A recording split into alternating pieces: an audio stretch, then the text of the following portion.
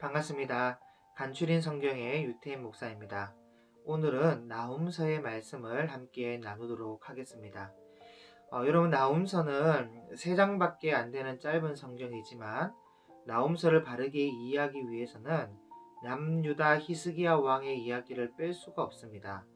그렇다 보니까 강의 내용은 조금 깁니다만은 그 점을 이해하시면서 들어주신다면 구약 성경 중 또 한 권을 완전히 마스터할 수 있을 것이라 봅니다. 여러분, 나훔서도 그렇고 오바다서도 그렇고 스바냐서도 그렇고 소선지서는 어떤 분들에게는 조금은 들어본 성경일 것이나 또 어떤 분들에게는 평생 듣지 못하고 배우지 못한 성경일 것입니다. 왜냐하면 소선지서에는 거의 모든 책이 복준다, 잘된다 하는 긍정적인 말씀이 없기 때문이에요. 마찬가지로 오늘 함께 살펴볼 나훔서도 질투하고 보복하시는 하나님에 대한 말씀을 하고 있습니다. 그래서 듣기가 불편하고 재미도 없고 인기가 없는 성경이라 할 수 있지요. 그러나 하나님의 말씀에는 필요하지 않는 말씀은 없습니다.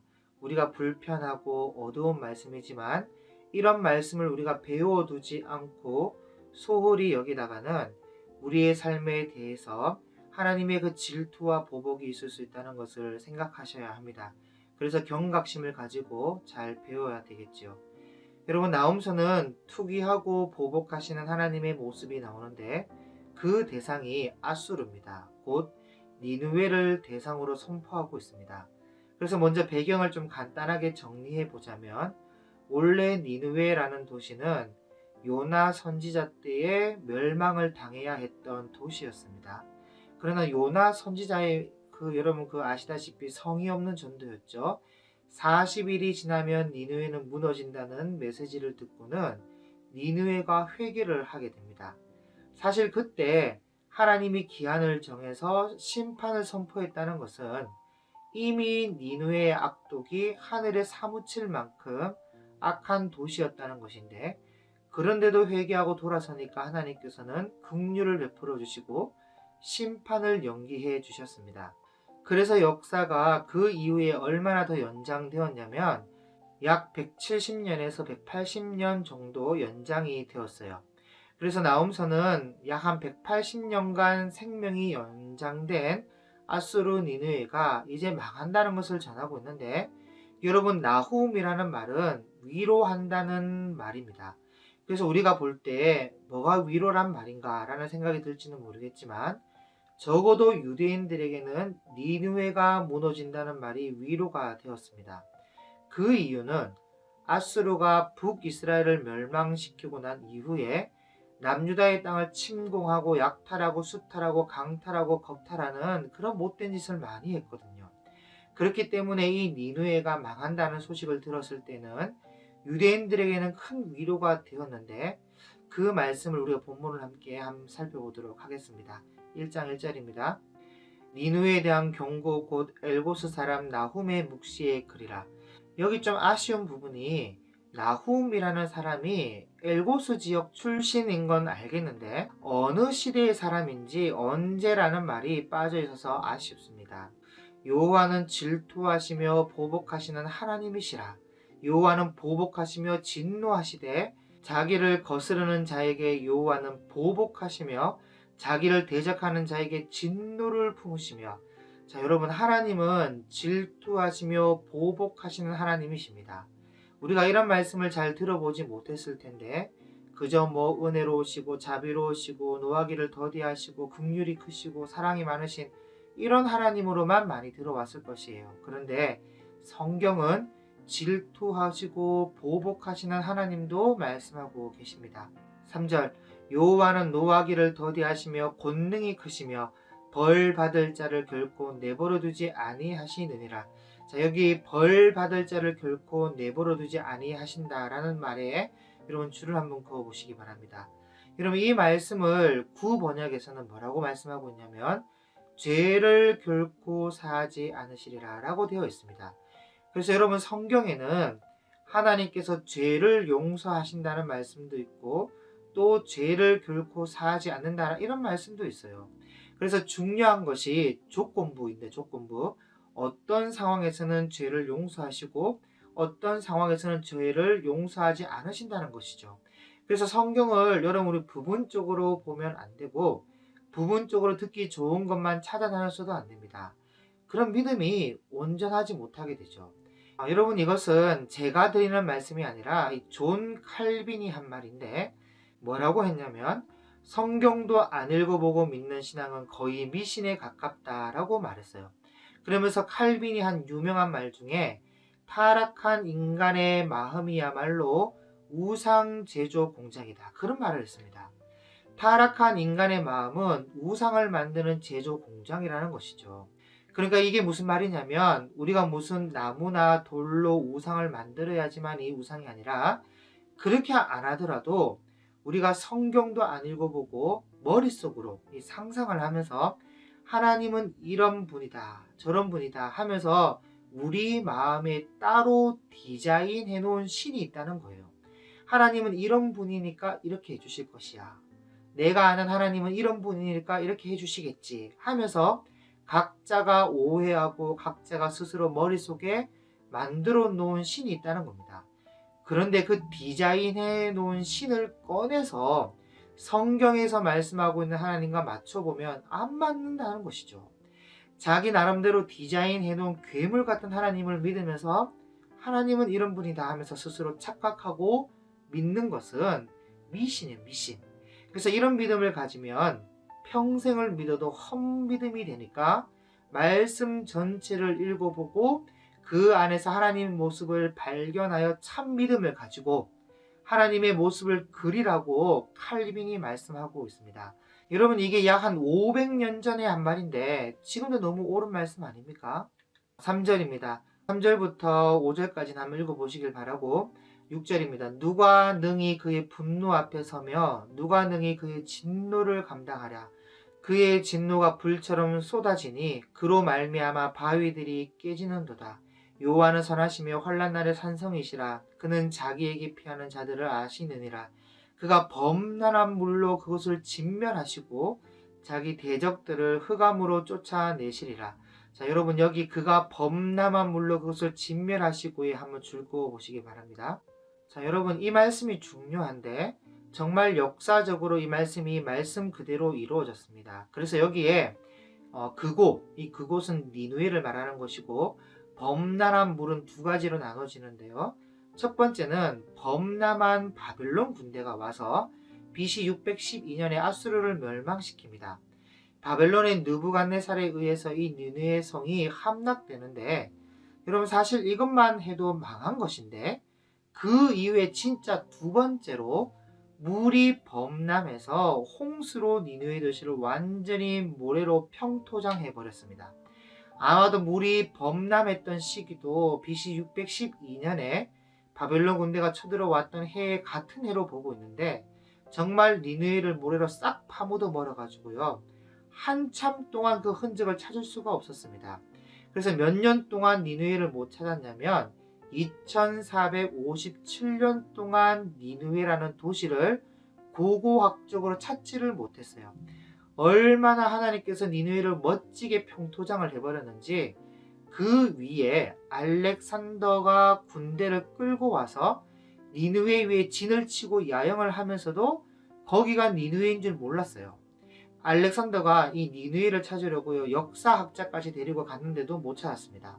그리고 그 이후에 크세노폴이 찾아보려고 했지만 찾지 못했고 나폴레옹 군대가 지나가면서 찾아보려고 했지만 찾지 못했고 하여튼 수많은 사람들이 니느웨를 찾아보려고 애를 썼지만 끝내 찾지 못하다가 1820년 우리 AD 1820년에 영국의 클라우드 제임스 리치라는 사람이 그곳에 와서 한 4개월간 답사를 하고 그 이후 한 25년이 지나서 영국의 고고학자 레이하드라는 사람이 와서 발굴을 함으로써 지금의 이라크 북부 모술이라는 지역이 니느웨였다는 사실을 확인하게 됩니다.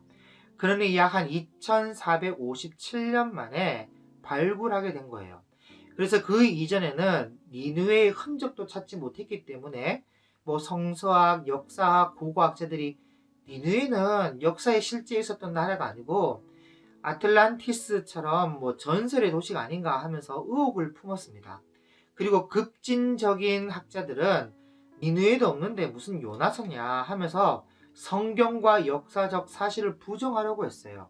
그래서 요나서가 어떻고 나훔서가 어떻고 더 나아가 성경이 어떻고 예수님의 그 요나의 그 표적 얘기하는 것도 어떻고 하면서 책을 쓰고 논문을 발표하고 했는데 니느웨가 발굴되면서 다 깨갱된 것이에요. 그 당시에는 뭐 정말 그런가 뭐 대단하다 하면서 사람들이 인정했을지는 몰라도 이젠 다 쓰레기가 된 겁니다. 그래서 여러분 지금도 이런 기독교 서점에 가보면 베스트셀러 하면서 엄청나게 책들이 쏟아져 나오고 있는데 거기에는 쓰레기 같은 책들 많습니다. 부족한 제가 봐도 쓰레기통으로 가야 되는 책들이 많아요. 어쨌든 니느웨를 발굴하고 보니까 니느웨 성은 그렇게 크지 않은 성이고 창세기 10장 11절에는 니느웨와 르호보딜과 갈라와 레센이라는 이 네 개의 도시가 연결되어 있다고 기록하고 있는데 요나서에 있는 말씀처럼 큰 성 사흘 길 정도밖에 안 됩니다. 그래서 니느웨 하나는 그리 크지가 않아요. 창세기 10장에 있는 말씀처럼 네 개의 성이 연결되어 큰 성 니느웨로 통합하여 불러지게 된 것입니다. 그러니까 여러분 보세요. 얼마나 성경이 진실되고 정확합니까? 세상 그 무엇도 성경보다 정확한 것은 없습니다. 그래서 여러분 9절 말씀입니다. 너희는 여호와께 대하여 무엇을 꾀하느냐? 그가 온전히 멸하시리니 재난이 다시 일어나지 아니하리라. 니느웨가 완전히 멸망해서 사라질 것이니까 재난이 다시 일어나지 않아요. 가시덤불같이 엉클어졌고 술을 마신 것 같이 취한 그들은 마른 지푸라기 같이 모두 탈 것이거늘 여호와께 악을 꾀하는 한 사람이 너희 중에서 나와 사악한 것을 권하는도다. 자, 여기 악을 꾀하는 한 사람, 이 사람이 누구냐? 히스기야 왕 때 예루살렘으로 쳐들어온 사네립 왕을 말하는 것이고 이 사네립이 사악한 것을 권하는, 자 그러니까 예루살렘을 쳐들어가는 것부터 주변 나라의 악한 짓을 참 많이 저질렀습니다. 또 이 사악한 것을 권했다라는 것이 또 뒤에 나오는데 여호와께서 이같이 말씀하시기를 그들이 비록 강하고 많을지라도 반드시 멸절을 당하리니 그가 없어지리라. 내가 전에는 너를 괴롭혔으나 다시는 너를 괴롭히지 아니할 것이라. 나 여호와가 네게 대하여 명령하였나니 네 이름이 다시는 전파되지 아니할 것이라. 약 한 2457년 동안 니느웨를 찾지도 못했을 만큼 완전히 조용히 잠들어서 전파되지 않았습니다. 그때까지. 내가 네 신들의 집에서 새긴 우상과 부은 우상을 멸절하며 내 무덤을 준비하리니 이는 네가 쓸모없게 되었음이라. 볼지어다 아름다운 소식을 알리고 화평을 전하는 자의 발이 산 위에 있도다. 유다야 네 절기를 지키고 내 소원을 갚을지어다. 악이 진멸되었으니 그가 다시는 내 가운데로 통행하지 아니하리로다 하시니라. 그만큼 니느웨의 멸망이 유다에게는 위로가 되었다는 말이죠. 그리고 여러분 여기 악이 진멸되었다는 것은 사네립이 몰고 온 18만 5천 명의 군대가 하루아침에 송장이 된 것을 말하는 겁니다. 자 이렇게 해서 나훔서 1장은 아수르가 완전히 멸망을 당할 것이다 라는 말씀을 하고 있는데 아수르가 왜 이렇게 망하느냐 이게 중요하겠죠. 그래서 이 이야기를 히스기야 왕부터 좀 정리를 해야 우리가 바르게 이해할 수가 있는데 앞에서 말씀드렸듯이 아수르는 요나 선지자 때 회개를 하고 멸망의 위기에서 생명이 연장되었습니다. 그러니 하나님께서 고민이 되셨을 거예요. 아니 이 요나의 어떻게 보면 시원찮은 외침에도 회개하는 아수르가 있는가 하면 그렇게 선지자를 보내고 기적을 보여줘도 회개하지 않는 이 북이스라엘은 도대체 어떻게 된 것인가 그런 고민이 안 되겠습니까? 그래서 결국에는 회개하지 않는 이스라엘을 회개한 아수르의 칼에 멸망시키죠. 그래서 아수르가 회개한 연도가 정확하진 않지만 약 한 BC 790년으로 본다면 그로부터 약 한 70년 뒤에 BC 722년에 아수르 왕 살만 에셀이 올라와서 사마리아를 에워싸 함락시킵니다. 북이스라엘이 멸망당하죠. 그래서 그들이 포로되어 갔는데 그때 중근동의 최고의 강자라 할 수 있는 나라가 아수르다 보니까 남유다도 아수르를 섬기고 조공을 바치고 그랬습니다. 근데 히스기야가 왕이 되고 난부터는 아수르를 배반한 겁니다. 그래서 열왕기 하서에 보면 북이스라엘이 멸망하고 한 8년쯤 지났을 때 그러니까 BC 714년에서 13년 그 어간에 이 아수르 놈들이 야 남유다가 조공을 안 바친다 야 이것들이 우리를 배신한 것 같은데 야 이참에 저들도 해치워버리자 해서 예루살렘으로 올라오는데 그때 아수르 왕이 사네립이에요. 그래서 이 사네립이 유다의 성읍들을 하나하나 집어삼키더니 총 43개의 성읍 중에서 42개의 성읍을 집어삼키고 남은 것은 예루살렘 하나 달랑 남았어요. 그럼 이사야서 1장 8절에 말씀하고 있듯이 포도원의 망대같이 참외밭의 온두막같이 에워싸인 성읍같이 겨우 하나 남았다. 그래서 그렇게 해놓고는 예루살렘으로 총 공격은 안 하고요. 라기스라는 지역에 진을 딱 치고는 버티면서 히스기야를 그냥 부르는 겁니다. 야 히스기야 일로 와봐. 왜냐하면 옛날부터 고대 중근동 지역에 언제나 항상 강자로 각인되어 있는 나라가 애굽이에요. 이집트. 애굽인데 아수르가 팔레스타인 땅으로 진출해 온다는 정보가 애굽으로 들어가게 되면 애굽이 또 가만히 있지 않거든요. 그래서 애굽이 진출해 온다면 이 싸움의 교두부를 확보해 놔야 되기 때문에 만약 이 교두부를 확보해 놓지 못하면요 무용로가 끊어져 가지고 전쟁에 피할 수 있으니까 라기스의 진을 치고는 히스기야를 부르는 겁니다. 야 히스기야 너 이리 와봐.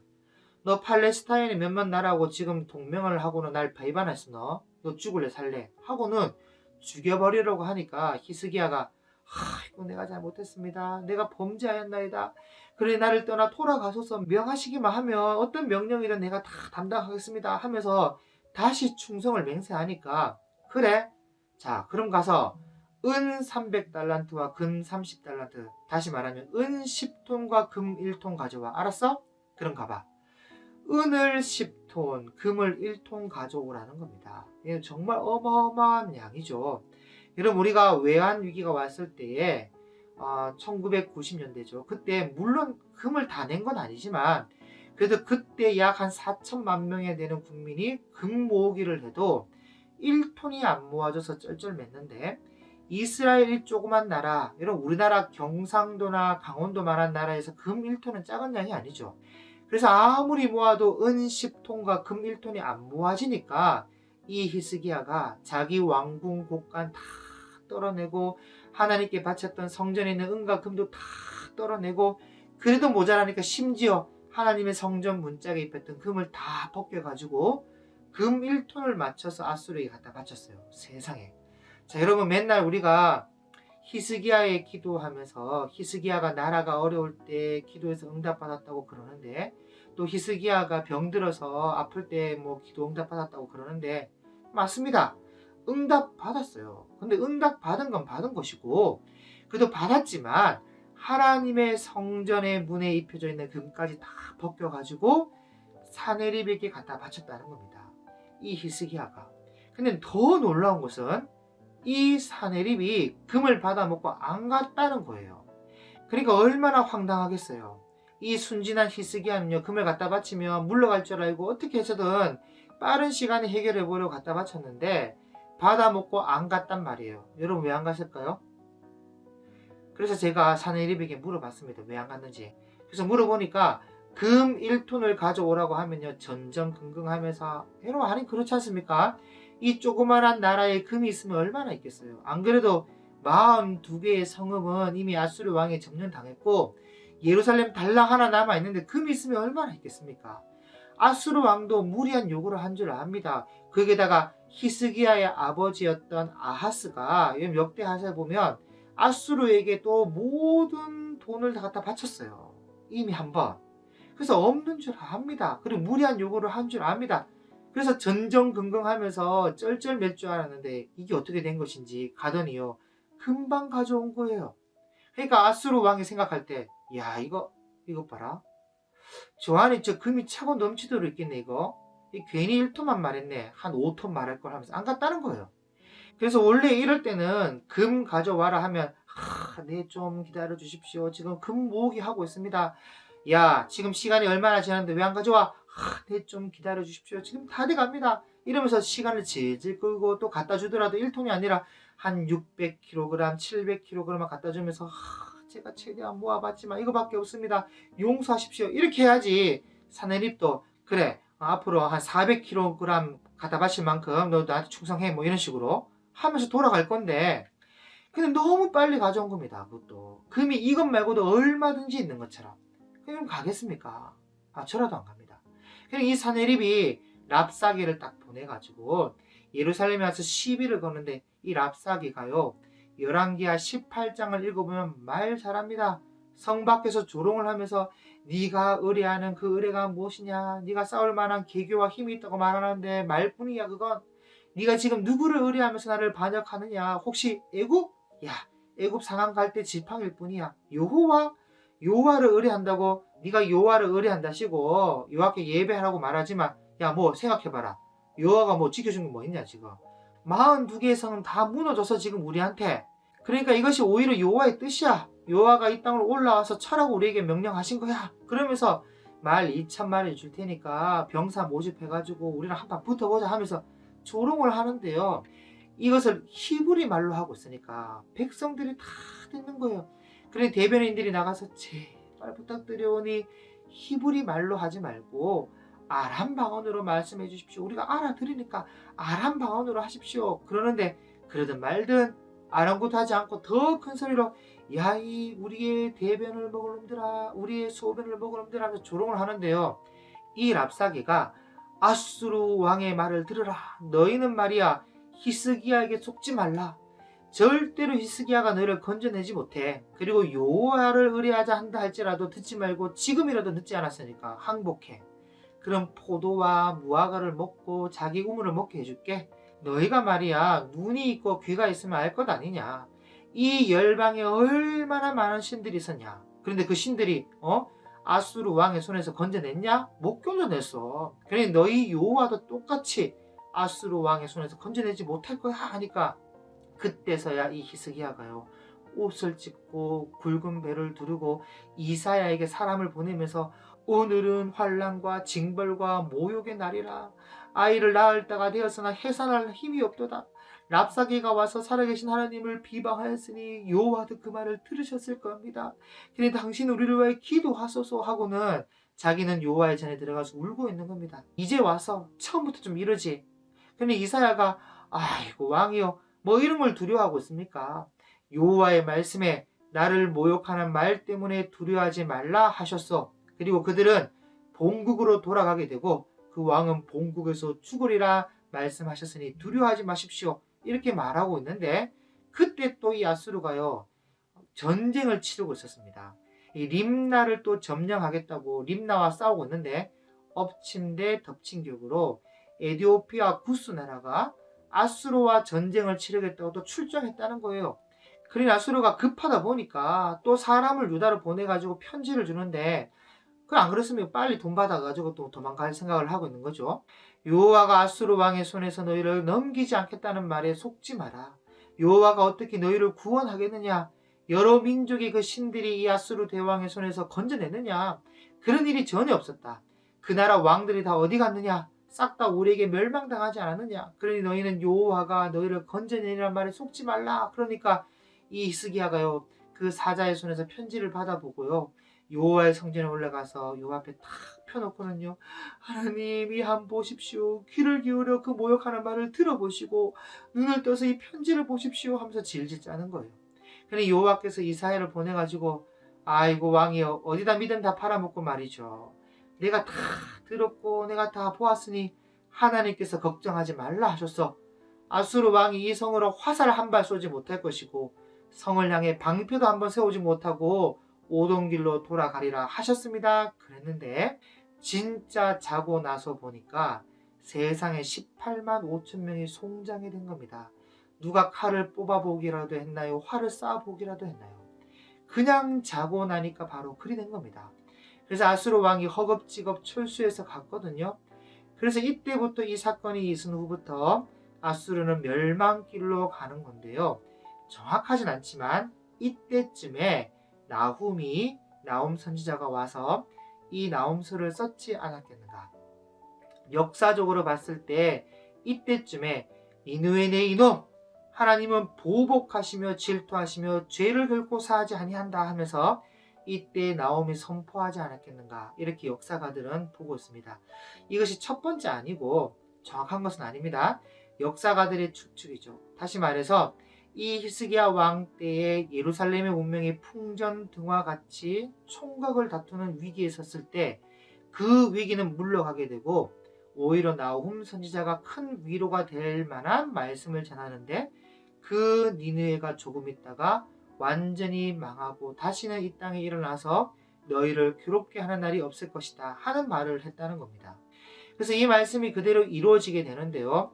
아수르 왕 사네립이 니느웨로 돌아가서 자기 신하들에 의해서 죽임을 당하고 사네립의 아들 에살핫돈이 대신해서 왕이 되었는데, 그때쯤부터 항상 아수르의 속국으로 조공을 바치며 섬기고 있던 신바빌로니아가 슬슬 힘을 키우기 시작하는 거예요. 항상 아수르의 행포에 숨도 못 쉬고 쥐 죽은 듯이 있다가 예루살렘에서 18만 5천 명이 죽고 나니까 그때부터 반역을 꿈꾸기 시작하는 것이죠.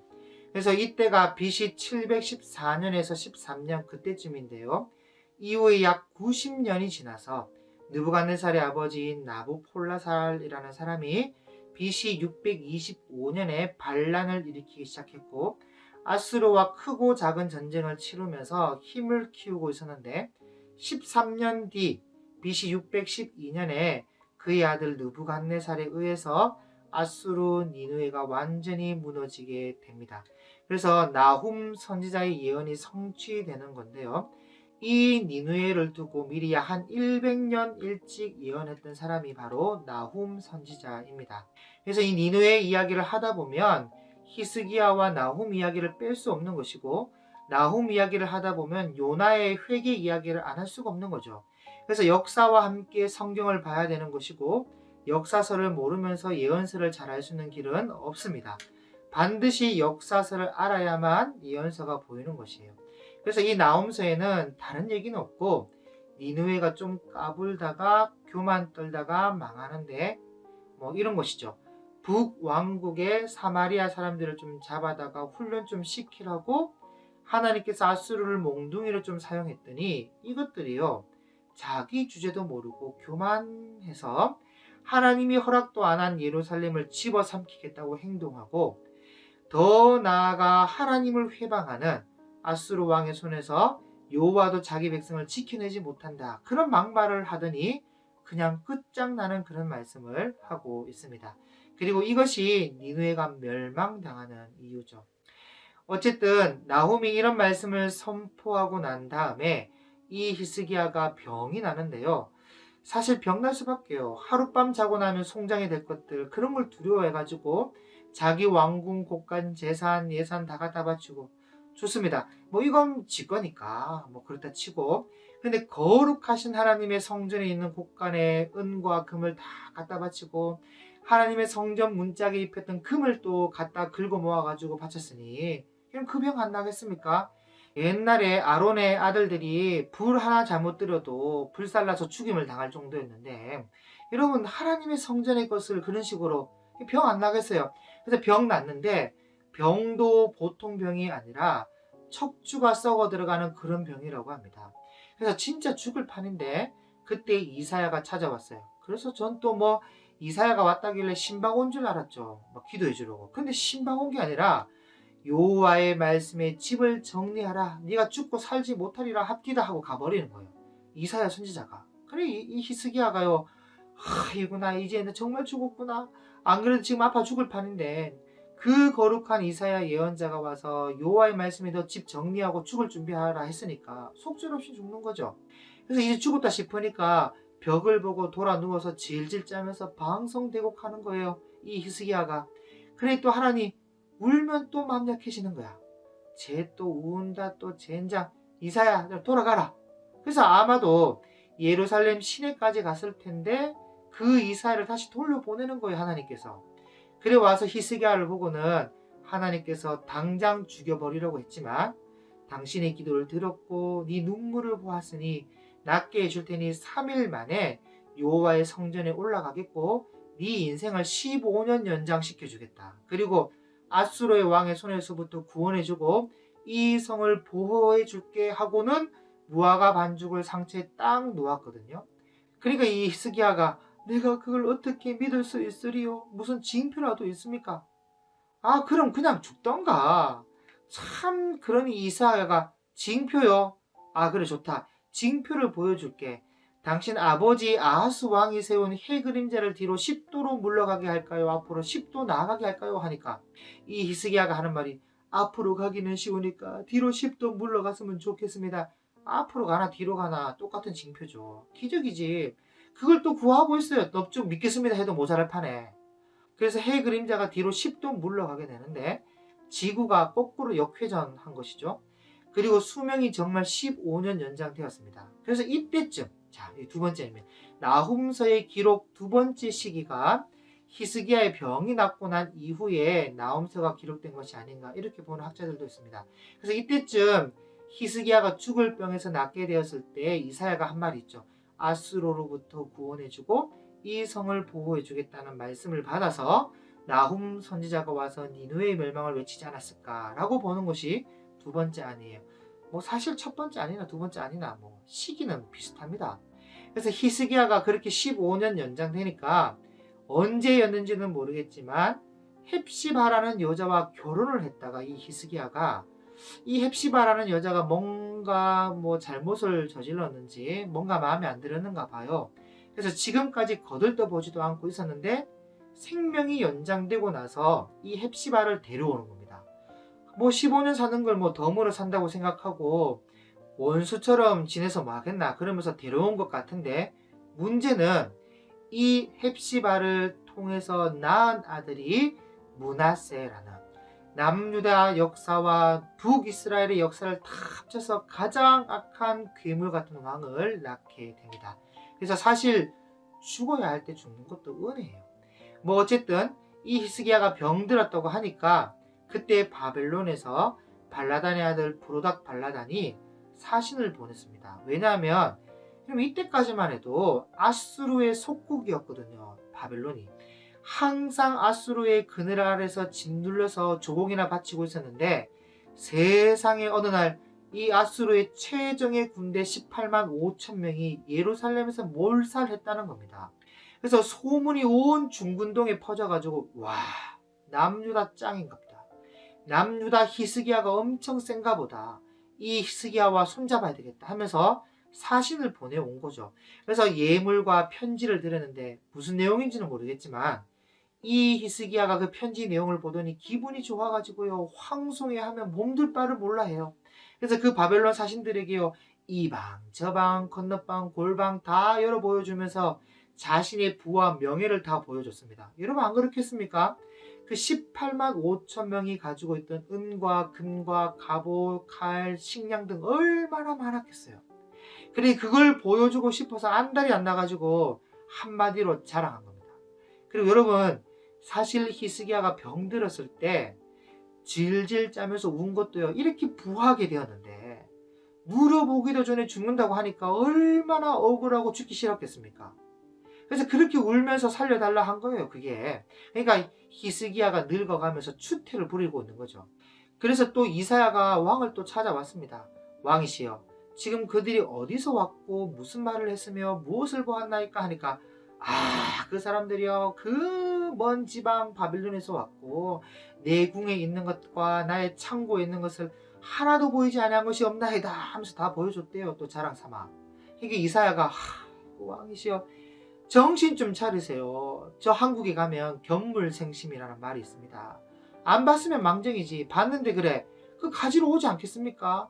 후에 이 바벨론이 와서 조상 대대로 간직한 모든 보물을 싹 다 빼앗아 갈 것이고 하나도 남지 않는 날이 올 것이요. 그리고 그뿐 아니라 당신 아들들 중에는 이 바벨론에 사로잡혀 가서 왕궁의 황관이 될 사람이 있을 거요 하니까 이 히스기야가 하는 말이 또 웃깁니다.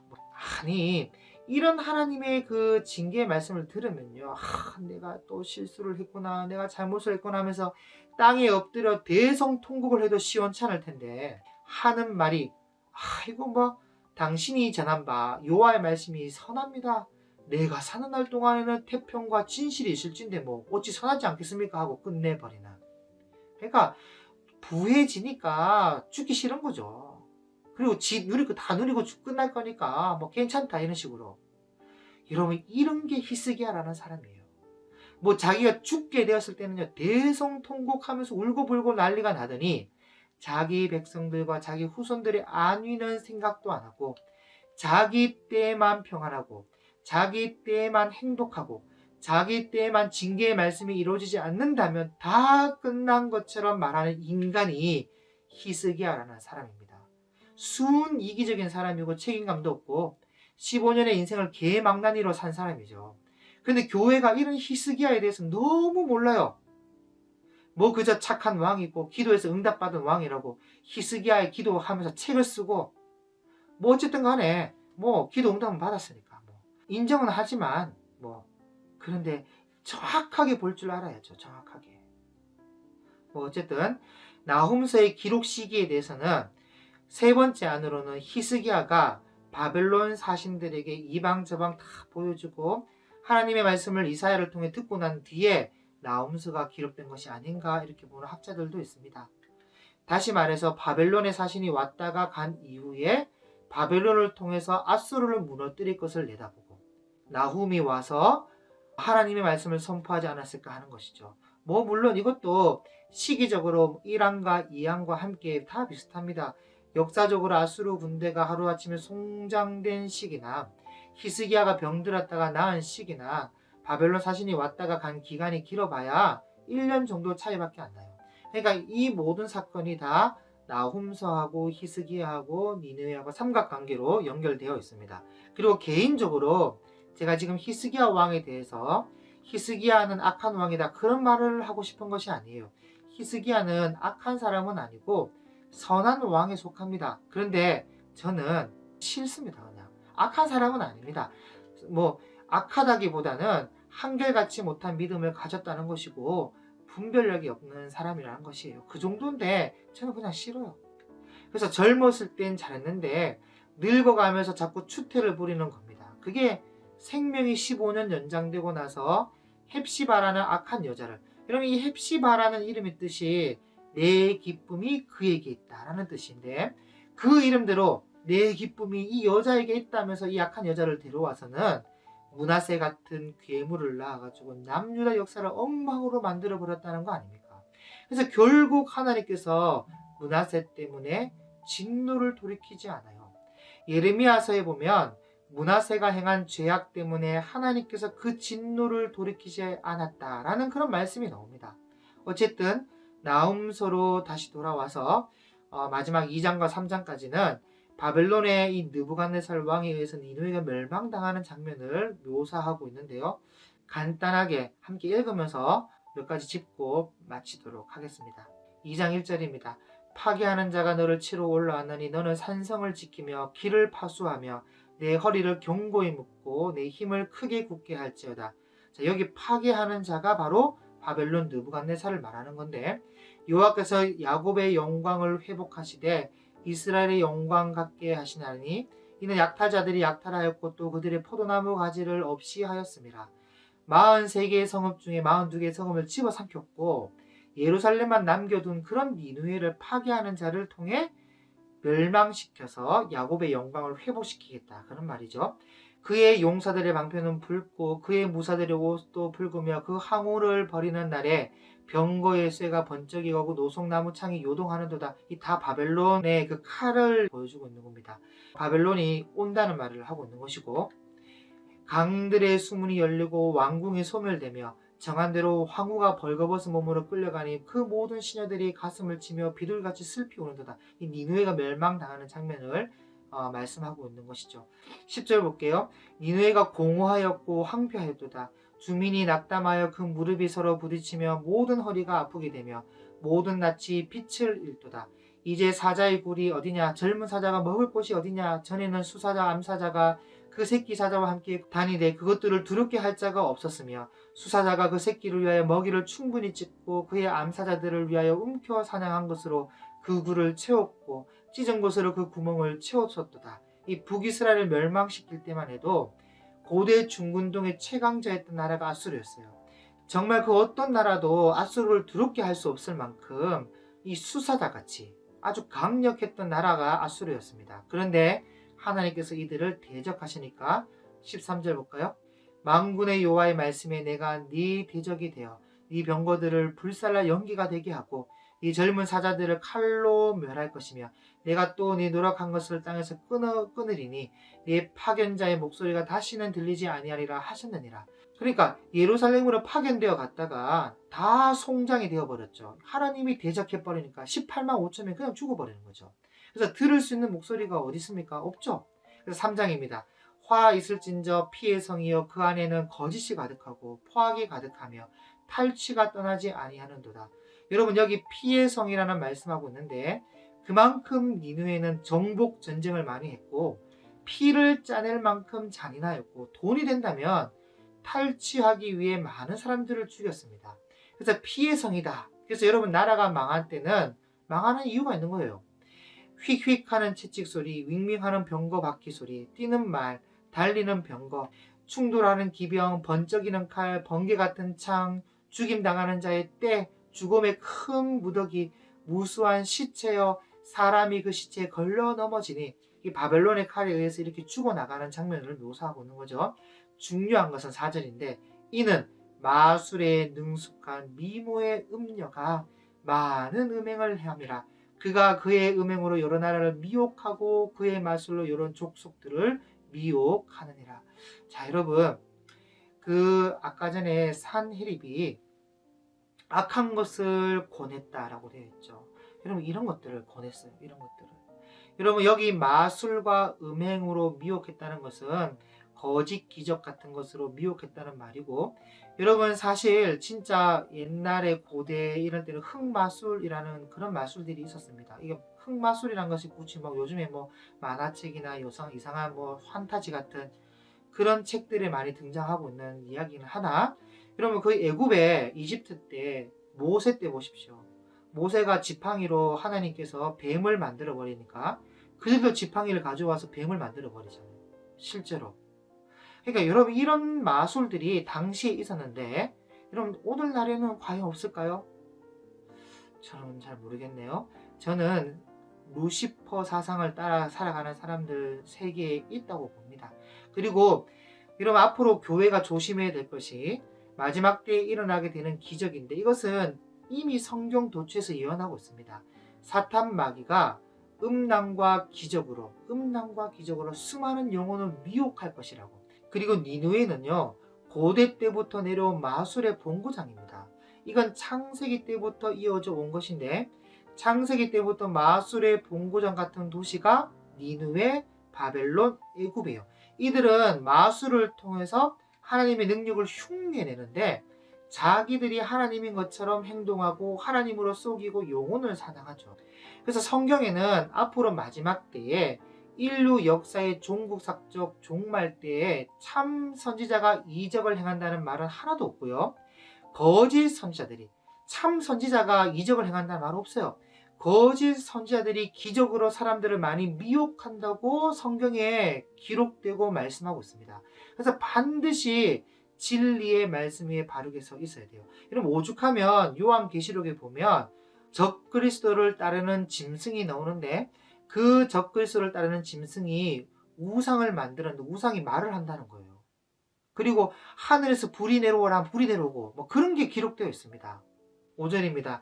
보라 내가 네게 말하노니 만군의 여호와의 말씀에 네 치마를 걷어 올려 네 얼굴에 이르게 하고 네 벌거벗은 것을 나라들에게 보이며 네 부끄러운 것을 문 민족에게 보일 것이요 내가 또 가증하고 더러운 것들을 내 위에 던져 능욕하여 너를 구경거리가 되게 하리니. 아까 전에 그 마술로 음란과 마술로 사람들을 미혹했다라는 거 있죠. 그 음녀들을 이렇게 하나님 부끄럽게 하시겠다 하는 말씀들이 나옵니다. 8절 네가 어찌 노아몬보다 낫겠느냐.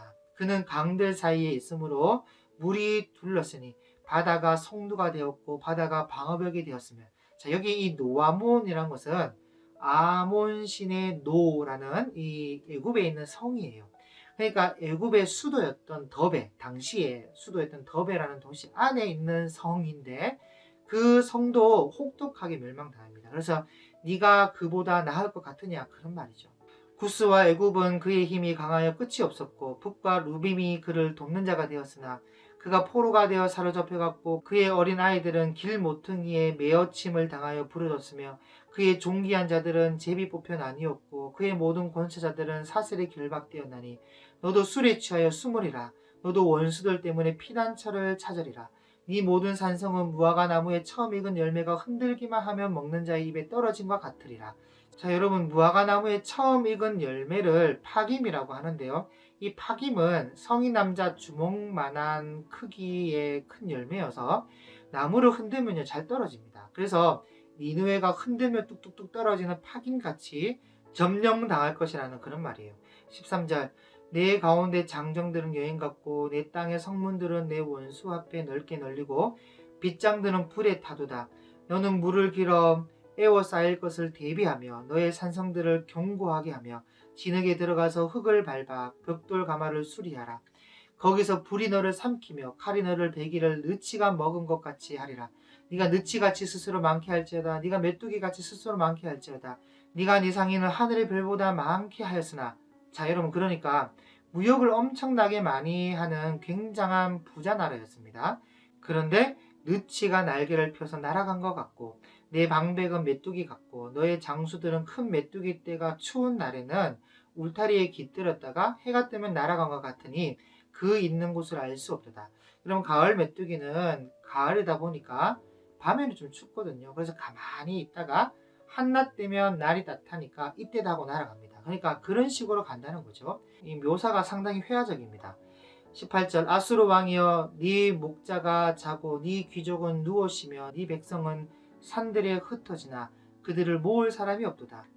네 상처는 고칠 수 없고 네 부상은 중하도다. 네 소식을 듣는 자가 다 너를 보고 손뼉을 치나니 이는 그들이 항상 네게 행패를 당하였음이 아니더냐 하시니라.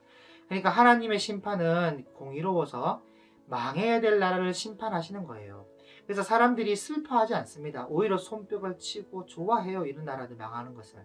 그만큼 하나님께서는 공의롭게 악한 나라를 심판하신다는 것이니까. 그래서 니느웨가 이렇게 무너진다고 나홈이 예언을 했는데 나홈이 히스기야 왕 때의 예언자라면 조금 뒤에 요시야 왕 때 이 스바냐 선지자가 나와서 짧지만 또 니느웨 멸망을 예언합니다. 물론 내용은 비슷해요. 그래서 진짜 이 말씀대로 성취되어서 니느웨라는 나라가 영원히 사라지게 되는데 1845년에 가서 다시 이 니느웨가 발굴되고 주목받게 된 것은 아무래도 사람들이 자꾸 성경을 안 믿어서 그런 것 같아요. 뭐 신하니 거짓이니 하면서 안 믿으려고 하니까 발굴되게 해서 믿게 하신 것이죠. 그래서 여러분들은 성경에 있는 예언의 말씀들이 빈말이 아니고 다 사실로 기록되었기 때문에 꼭 믿을 수 있기를 바라며 과거에 예언된 것이 시간이 지나가지고 그대로 역사로 기록되게 되고 고고학으로 발굴되고 하는 것처럼 앞으로 이루어지지 않은 예언들도 문자대로 이루어질 줄 믿을 수 있기를 바라며 항상 깨어서 준비하고 예비하는 충성된 하나님의 사람들이 될 수 있기를 주님의 이름으로 축복합니다. 감사합니다.